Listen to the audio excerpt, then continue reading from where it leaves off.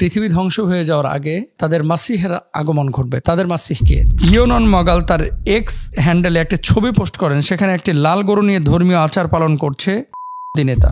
ধারণা করা হচ্ছে শিগগিরই তারা থার্ড টেম্পল নির্মাণের উদ্যোগ নিতে পারে। 2022 সালের যে ঘটনা আপনারা সকলে জানেন, যে ইউএসএ থেকে কিছু গরু তারা নিয়ে গিয়েছিল। এই ভূমি মুসলমানদের ভূমি, এই ভূমিতে তারা এসেছিল শরণার্থী হিসাবে। তারপরে এই ভূমিটা তারা দখলে নিচ্ছে, নেওয়ার পরে সারা পৃথিবীর বুকে আজকে কি চিত্র আমরা দেখতেছি। এবার আপনারা বলেন তো, যে তারা যেভাবে প্রস্তুতি নেয়, মুসলমানদের প্রস্তুতি কি? আসসালামু আলাইকুম ওয়া রাহমাতুল্লাহি ওয়া বারাকাতুহু। আলহামদুলিল্লাহ ওয়াকাফা ওয়া সালামুন আলা ইবাদিহিল্লাযিনা ইসতাফা ওয়া বাদ। সুপ্রিয় দর্শক, লন্ডন থেকে আমি মুস্তাফিজ রহমানী আপনাদের সবাইকে সাদর আমন্ত্রণ জানাচ্ছি আমাদের আজকের আলোচনায়। জামাল উদ্দিন উনি প্রশ্নটি করেছেন টাঙ্গাইল ঘাটাইল থেকে।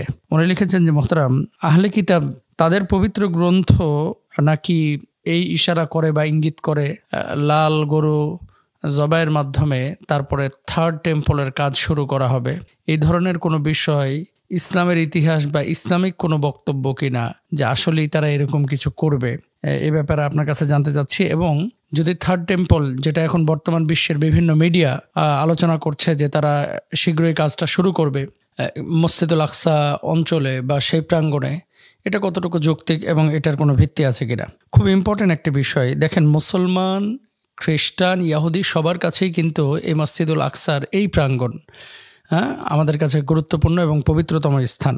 ওমর রাদিয়াল্লাহু তাআলা আনহুর জামানায় এই অঞ্চল মুসলমানদের আয়ত্তে এসেছিল। এরপরে 1000 খ্রিস্টাব্দের দিকে এটা অমুসলিমরা আবার দখলে নেয়।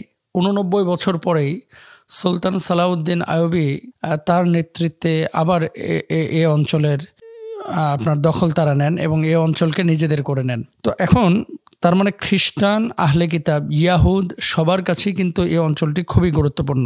মক্কা মদিনার পরে দেখেন 3টা মসজিদে কিন্তু মুসলমানরা জিয়ারতের জন্য সফর করা জায়েজ আছে এবং হাদিসে 1 নম্বর হচ্ছে মক্কার মসজিদ, 2 নম্বর হচ্ছে মদিনার মসজিদ মানে মসজিদে নববী, তারপরে কাবার যে চত্বর হারাম শরীফ, এরপরে হচ্ছে আপনার এই যে মসজিদুল আকসা। এখন মসজিদুল আকসার ব্যাপারে হাদিসের মধ্যে এটাও কিন্তু আছে যে কেউ যদি এখানে নামাজ আদায় করে তাহলে 1000 গুণ সওয়াব আল্লাহ সুবহানাহু ওয়া তাআলা বাড়ায়া দেন। এই ভূমিটা, এই যে শামের অন্তর্ভুক্ত এই ভূমি, 4টা দেশ মিলে শাম অন্তর্ভুক্ত, আপনারা সকলেই জানেন। 1 নম্বর হচ্ছে জর্ডান, ফিলিস্তিন, সিরিয়া এবং লেবানন। এই 4টা দেশ মিলে মূলত শাম দেশ গঠিত। শামের অন্তর্ভুক্ত হচ্ছে এই 4 দেশ।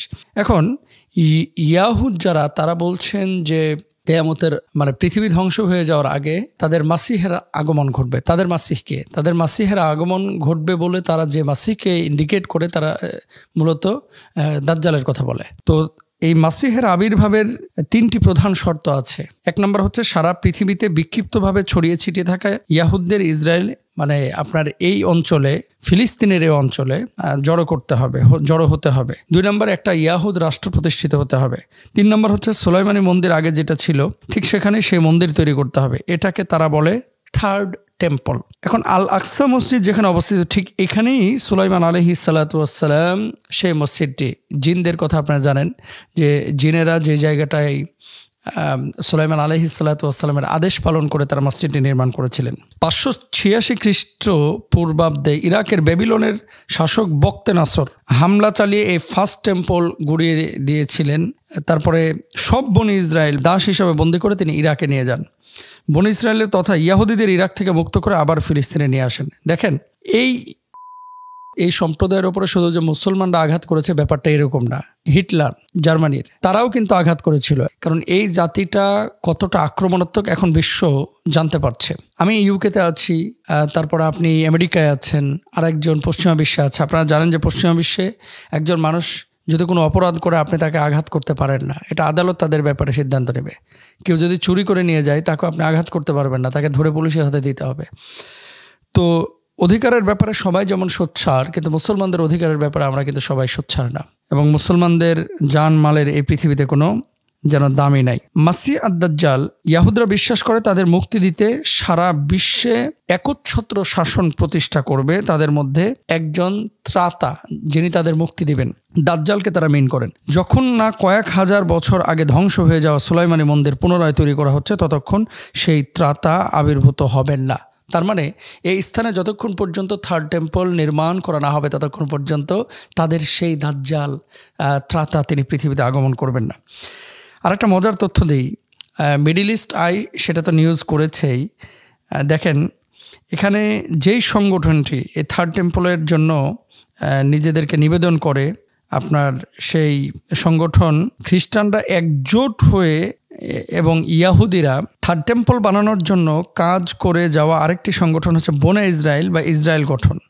এই সংগঠনটিতে ও ইভানজেলিক্যাল খ্রিস্টানরা একজোট হয়ে কাজ করে। আরেকটি প্রতিষ্ঠানের নাম হচ্ছে রিটার্নিং টু দ্য মাউন্ট। সংগঠনটির উদ্দেশ্য, তারা তাদের ওয়েবসাইটে বলেছে যে টেম্পল মাউন্টের পূর্বে যে অবস্থায় ছিল, টেম্পল মাউন্টের ওপর পূর্ণ ইসরায়েলি সার্বভৌমত্ব আদায় এবং প্রয়োগ। এটা কিন্তু তাদের কথা। এখন কথা হচ্ছে প্রস্তুতিটা তারা কিভাবে নিয়েছে। প্রস্তুতি হচ্ছে তাওরাতের নির্দেশনা অনুযায়ী মন্দিরের জন্য তামার জলপাত্র, কপার লিভার, 24 ক্যারেট সোনা দিয়ে বানানো 45 কেজি ওজনের আলোকদানি সহ নানা ধরনের আসবাবপত্র ইতিমধ্যে তারা কিন্তু তৈরি করে রেখেছে। এরপরে দেখেন, ধারণা করা হচ্ছে শিগগিরই তারা থার্ড টেম্পল নির্মাণের উদ্যোগ নিতে পারে। 2022 সালের যে ঘটনা আপনারা সকলেই জানেন, যে ইউএসএ থেকে কিছু গরু তারা নিয়ে গিয়েছিল। 15 সেপ্টেম্বর যুক্তরাষ্ট্রের টেক্সাস থেকে আমেরিকান এয়ারলাইন্সের বোয়িং 777 মডেলের একটি বিমানে করে তাদের দেশে 5টি লাল গরু আনা হয়। গরুগুলো আমদানি করা হয়েছে বনে ইসরায়েল, আমদানি করেছে আর কি বনে ইসরায়েল, ওই যে সংগঠনটির কথা বললাম। আচ্ছা, এখন সাংবাদিক একজন ইয়োনন মগাল তার এক্স হ্যান্ডেলে একটি ছবি পোস্ট করেন। সেখানে একটি লাল গরু নিয়ে ধর্মীয় আচার পালন করছে ইয়াহুদি নেতা। ধারণা করা হচ্ছে শিলুর 5টি লাল গরুর মধ্যে এইটা একটি। অবশ্য এরপরে একত্রে 4টি লাল গরু দেখা গেছে। বার ইলান বিশ্ববিদ্যালয়ের একজন অধ্যাপকের গবেষণা মতে এই গরুর ছাই দিয়ে 660 বিলিয়ন শুদ্ধিকরণ পানি তৈরি করা যেতে পারে। তাদের একটা আকিদা হচ্ছে তারা অপবিত্র, তো এই পবিত্রকরণের জন্য এই কাজ করতে হবে, ওই গরুকে পোড়াতে হবে, তারপরে উৎসর্গ করে ছাই দিয়ে নিজেদের পবিত্র করবে। এটা হচ্ছে তাদের কথা। তো এই ইয়াহুদ জাতির সাথে গরুর যে সম্পর্ক, এটা কিন্তু নতুন না। মুসা আলাইহিস সালাতু ওয়াস সালামের জামানাতে আমরা দেখেছি যে গরুর প্রতি আলাদা টান আছে। যেভাবে আমাদের পার্শ্ববর্তী দেশের মানুষের প্রতিও আমরা নজর দিলে দেখতে পাবো, তাদের গরুর প্রতিও কিন্তু আলাদা দৃষ্টিভঙ্গি আছে। আচ্ছা, এরপর আসেন আরেক পণ্ডিতের ভাষায় তারা বলছে, আমরা হাইকলের নির্ধারিত জায়গার সামনে পূর্বমুখী করে গাভী জ্বালাবো। এ কাজে বিভিন্ন বৃক্ষের কাঠ ব্যবহৃত হবে। তারপর ছাইকে পানি সরবরাহের মতো পাইপ লাইনের সহায়তায় প্রতিটি ইয়াহুদের ঘরে ঘরে আমরা পৌঁছে দেব। এভাবে সব ইয়াহুদকে তারা পবিত্র করতে চায়। তার মানে হচ্ছে এই গরুকে পুড়িয়ে ছাই করে পানির সাথে মিশিয়ে তারপরে এই পানিটা প্রতিটা ঘরে ঘরে তারা পৌঁছে দেবে। এবার আপনারা বলেন তো, যে তারা যেভাবে প্রস্তুতি নেয়, মুসলমানদের প্রস্তুতি কি? এই ভূমি মুসলমানদের ভূমি, এই ভূমিতে তারা এসেছিল শরণার্থী হিসাবে। তারপরে এই ভূমিটা তারা দখলে নিচ্ছে, নেওয়ার পরে সারা পৃথিবীর বুকে আজকে কী চিত্র আমরা দেখতেছি। সামাতোবার কথা আমরা শুনেছি যে সে জান্নাতে যেতে চায়, কবে মারা যাবে সে অপেক্ষা করছে, জান্নাতে গিয়ে সে রুটি খাবে। আমাদের ছেলেমেয়েরা আইপ্যাড খোঁজে, আমাদের ছেলেমেয়েরা সফটওয়্যার খোঁজে, গেমিং সফটওয়্যার, তারপরে বিভিন্ন ধরনের আসবাব, খেলনা তারা খোঁজে, কিন্তু তাদের বাচ্চারা এক টুকরা রুটি খুঁজে পাচ্ছে না। প্রত্যেকটা মুসলমানের উচিত এদের পক্ষে দাঁড়ানো, সারা বিশ্বের বিবেকের উচিত এদের পক্ষে দাঁড়ানো। যেভাবে রাতের পরে রাত তাদের উপর অত্যাচার করা হচ্ছে, জুলুম করা হচ্ছে, আল্লাহ সুবহানাহু ওয়া তাআলা এদেরকে হেদায়েত দান করুক। আল্লাহ সুবহানাহু ওয়া তাআলা এদেরকে হেদায়েত দান করুক। যদি হেদায়েত না থাকে, আল্লাহ যেন তাদেরকে শাস্তির মুখোমুখি করেন। আর সহ্য হয় না। মুসলমানদের একত্রিত হওয়া আমরা দেখে যেতে চাই। সারা পৃথিবীর মুসলমানরা এক হোক, সারা পৃথিবীর মুসলমানরা এক কাঁধে কাঁধ মিলাক, সারা পৃথিবীর মুসলমানরা একত্রিত হয়ে এই হাইওয়ানদের ব্যাপারে সোচ্চার হোক এবং প্রতিবাদ করুক, সংগ্রাম করুক। মিডল ইস্টের নেতাদেরকে আল্লাহ তাআলা বুঝ দান করুক, হেদায়েত দান করুক। আমিন। আসসালামু আলাইকুম ওয়া রাহমাতুল্লাহ।